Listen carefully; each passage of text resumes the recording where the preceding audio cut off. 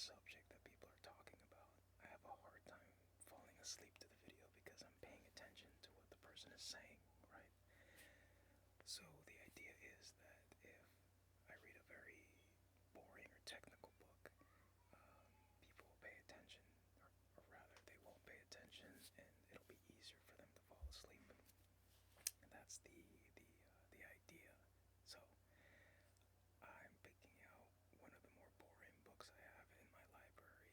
I'm actually using this book now to study for an exam that I have coming up in about a month or so.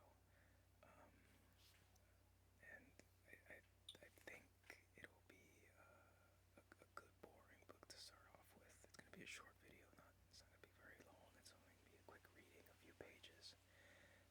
But yeah, let me show you. Let me show you the book. This is the book. So it is Building Codes illustrated by Francis Ching and Stephen Winkle. Yep. So this book, by what it says, a guide to understanding the 2018 International Building Code. So essentially, this isn't the building code. This is a book to understand building codes. So the Architectural Building Codes is a massive, massive piece of text, and what this book does is break down the building code and provides diagrams and sort of summarizes sections of the book.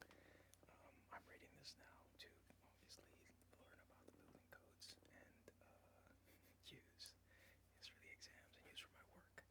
I'm not going to talk about the work that I do or the exam specifically. You guys can probably deduce by the book itself what it's for. If you comment below, and I'll let you know if you're right or not. Anyways, I'll start going through this.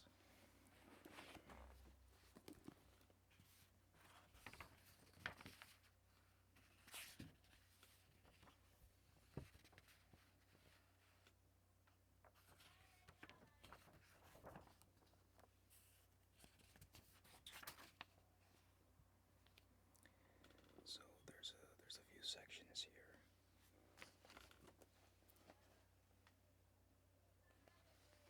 So each of these sections is a section of the building code itself. Um, Essentially, each of these sections is within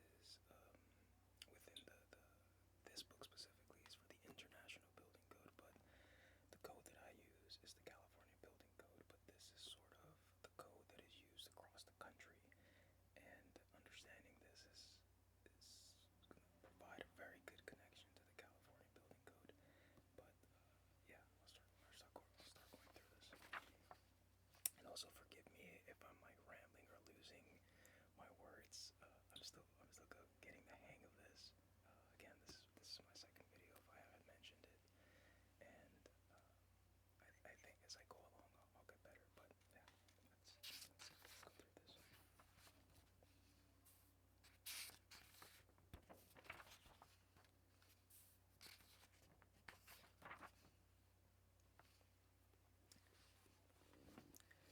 Number one, building codes. The existence of building regulations goes back 4,000 years.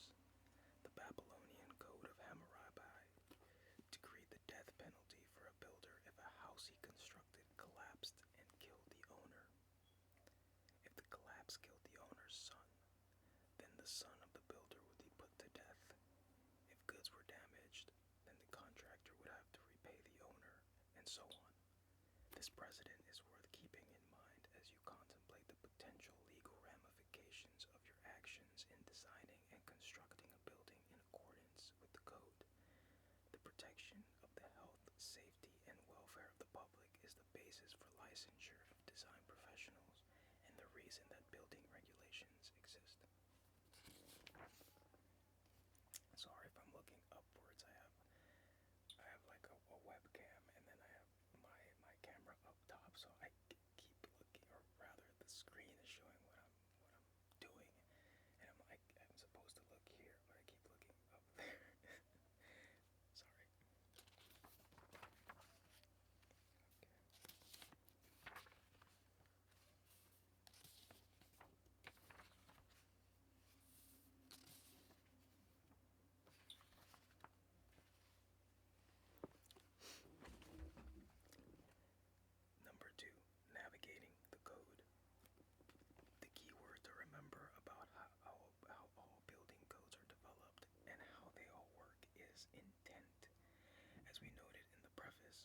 sections have individual authors who had some problem in mind when they wrote a code change proposal.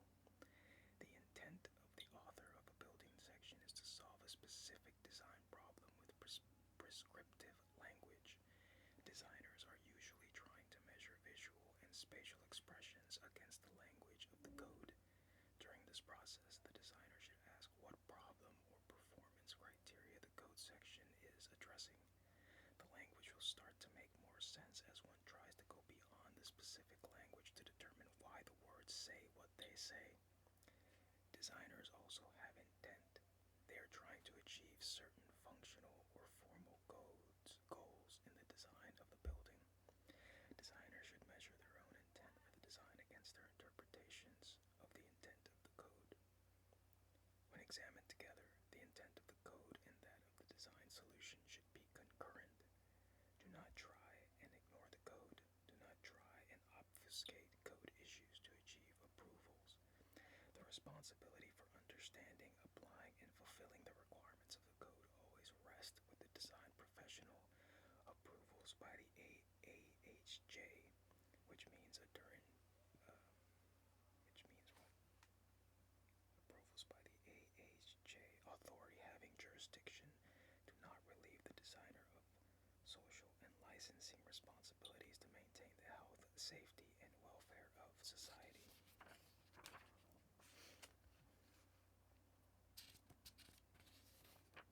So there's a pretty cool diagram here.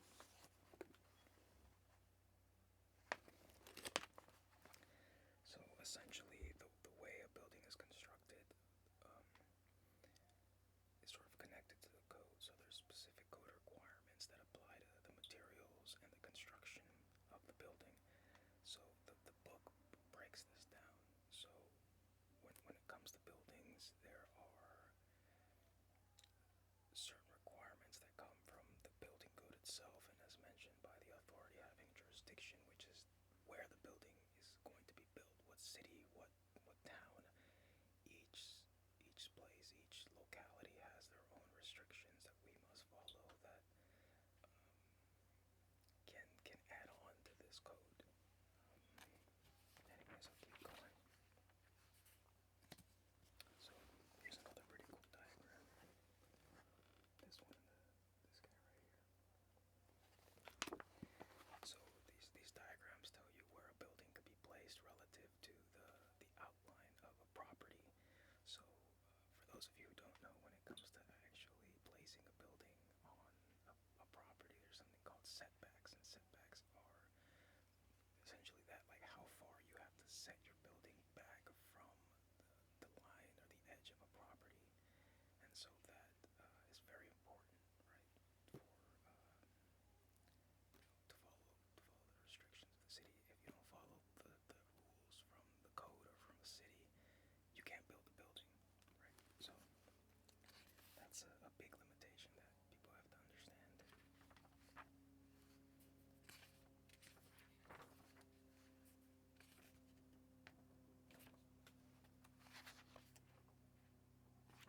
This is actually a good section to come up with. So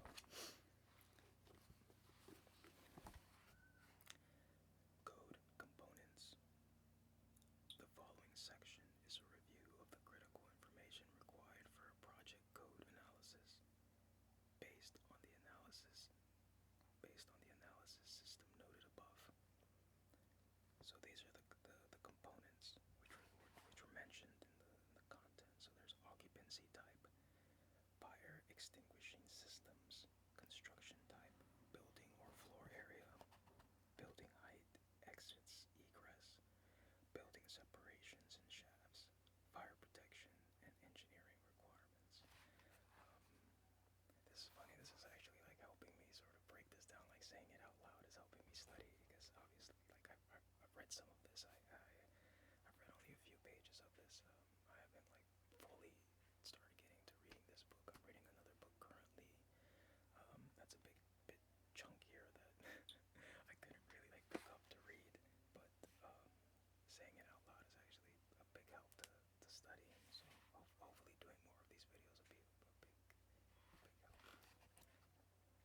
So, occupancy type. almost invariably defined for the designer.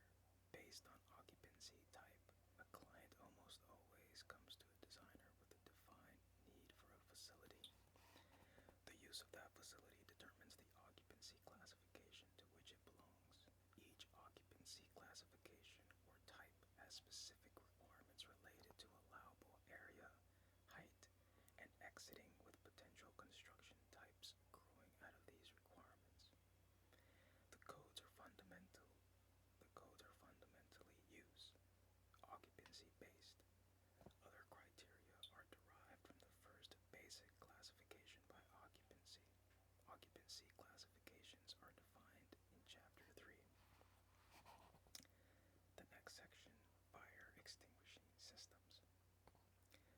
Fire sprinklers, standpipes, fire detection, and fire alarm systems are an integral part of most new buildings. Use of such systems, especially automatic fire sprinklers, often results in trade-offs for additional height or area. Trade-offs are listed in the code sections related to height and areas, but other requirements are listed in separate sections of the code. Fire protection systems are covered in Chapter 9. Note also that sprinkler system requirements are another area where local amendments are often added to model codes. These requirements should be verified for each project. It can be critical. It can be critical to trade off. It can be critical to a trade-off to know if a system is otherwise required in the jurisdiction where you are working, as it may remove the model code option of using some items like the sprinkler trade-off in lieu of fire rating certain parts of the building structure. Trade-offs only apply when the systems are not otherwise required by the local code to be used for a project. The idea of a trade-off recognizes that this is a mitigation measure over and above basic code requirements to achieve the desired level of safety through other means than those spelled out in the basic code. So essentially, this is a portion of this section that I just read. Sort of goes back to what I mentioned, that there's something called a model code. So a model code is like the International Building Code or a state code, California Building Code, that sort of adds on to a larger model code, which is relevant to a larger area, or internationally or across different places. But as you start getting more specific into a city, into a state, there could be more regulations that may change what's in the larger model code, and so that's something that has to be